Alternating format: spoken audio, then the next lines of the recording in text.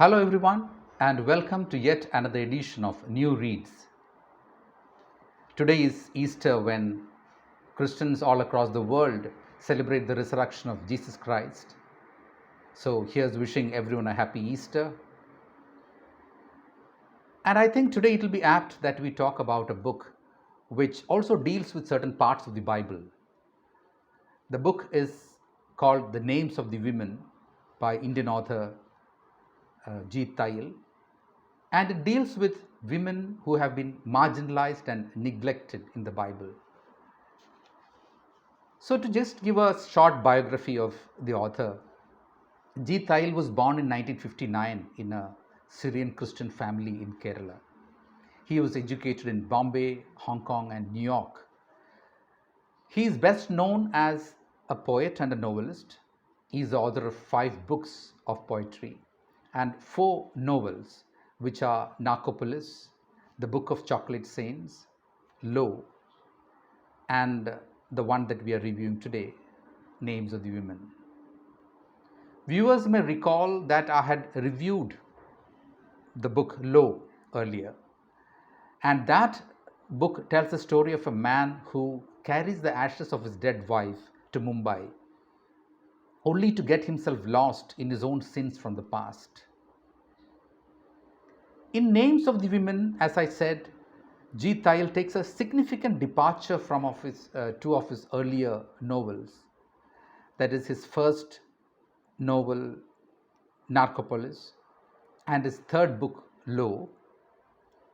He veers away from the world of drugs, alienation, and anarchy to explore certain female characters in the New Testament who have been misrepresented, according to him, or marginalized in history.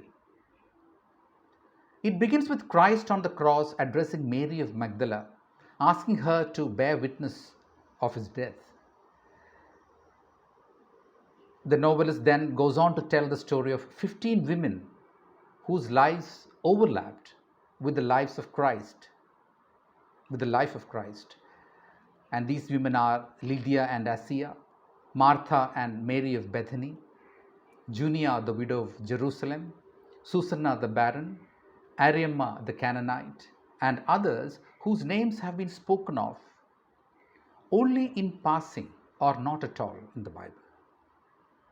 He talks of women who have stayed with Christ through the crucifixion, when his disciples had abandoned him, and who spread his radical message, one that makes them equals and a profound threat to power within the church. So, Names of the Women is a book that overturns several myths about women in the New Testament. For instance, Mary Magdalene, who was Jesus' companion, is often known in popular opinion as a fallen woman or a prostitute. But Thayil says, I quote, "She will be called a sinner when her only sin is that she is from a prosperous home and she is sad." According to Marcel Thoreau, who has written a beautiful review of the book in The Guardian, Thayil's argument is with the systemic misogyny that has marginalized and misrepresented the female characters in the New Testament. The various stories mentioned in the book are not exactly as they would have happened historically. So we can't be sure about the historical truthfulness of the novel, of the episodes, because often wherever there is an absence of adequate information, the author fills it up with fiction. Also, some events that are far too familiar are portrayed in a new light.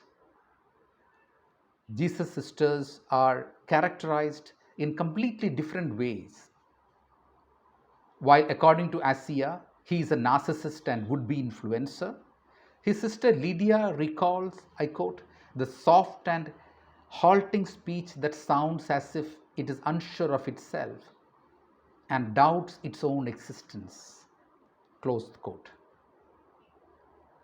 So the whole effort by Thayil is to bring to life some of Bible's neglected female characters. How much has he succeeded in that? While the stories have been narrated in a great style of language, which is so typical of Thayil, there is a certain monotony in reading one tale after the other.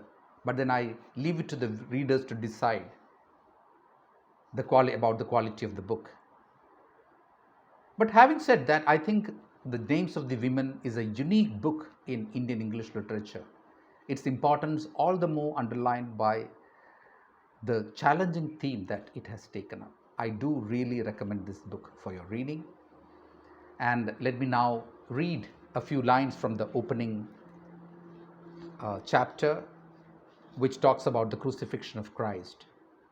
And these are Christ's words as he lie crucified on the cross. Mary, write that they nailed the left wrist first. I heard the sound I made as I broke, my blood and beloved bones leaving me at last. I was tied to the beam so long the feeling in my hands had died. Odd mercy when they hammered in the nail. I no longer knew wrist or hand or arm. I knew only pain, as vast and old as the sky. I no longer cared about the body I had borrowed and loved. Its time had passed, as all things pass. I was conscious only of the breaking. They placed one foot over the other, and I felt in my calf the strangeness of the posture. I felt the twist of pleasure. I heard myself. I was inside the sound of my splintering. Write, Mary, that everything follows from that moment, the death, the return, the centuries of turmoil and ecstasy. At the moment I fell into the dream, and the dream became real. So, here's hoping that you will all enjoy this book. Have a lovely day. Thank you.